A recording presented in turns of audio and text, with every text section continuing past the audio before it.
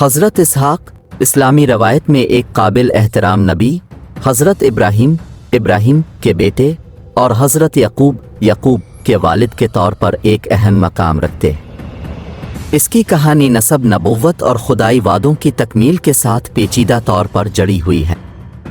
حضرت اسحاق کی پیدائش حضرت ابراہیم اور ان کی اہلیہ سارہ سے ان کے بڑھاپے میں ہوئی۔ ابتدائی کفر کے باوجود ان سے اللہ کا وعدہ پورا ہوا۔ حضرت اسحاق کا معجزانہ تصور اللہ کی قدرت اور الہی پیشین گوئی کی تکمیل کا ثبوت تھا۔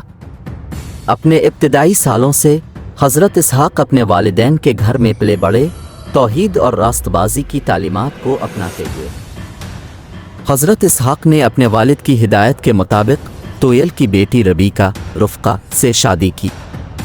ان کا اتحاد مبارک تھا اور انہیں جڑواں بیٹوں اسوج اور یعقوب سے تحفہ دیا گیا تھا۔ خاندانی جھگڑوں اور رقابتوں سمیت چیلنجوں اور آزمائشوں کا سامنا کرنے کے باوجود حضرت اسحاق اپنے ایمان اور نیکی کے عزم پر ثابت قدم رہے۔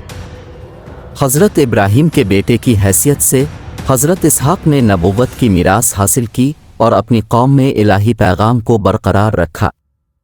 ایک نبی کی حیثیت سے ان کا کردار اپنی برادری کی توحید، اخلاقی راست بازی اور اللہ کی عبادت کی طرف رہنمائی کرنا تھا۔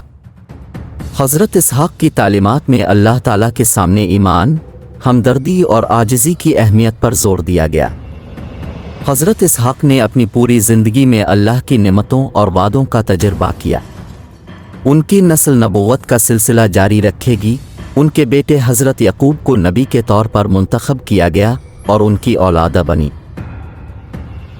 اسرائیل کے 12 قبیلوں میں سے ایک بنے۔ خدائی وعدوں کی تکمیل حضرت اسحاق اور ان کے خاندان کی وفاداری کا ثبوت ہے۔ حضرت اسحاق کی زندگی ایمان، اطاعت اور آزمائشوں میں صبر کی خوبیوں کی مثال دیتی ہے۔ اس کی کہانی مومنوں کے لیے الہام کا ذریعہ ہے، جو انہیں اللہ کی حکمت اور رہنمائی پر بھروسہ کرنے کی اہمیت کی یاد دلاتی ہے۔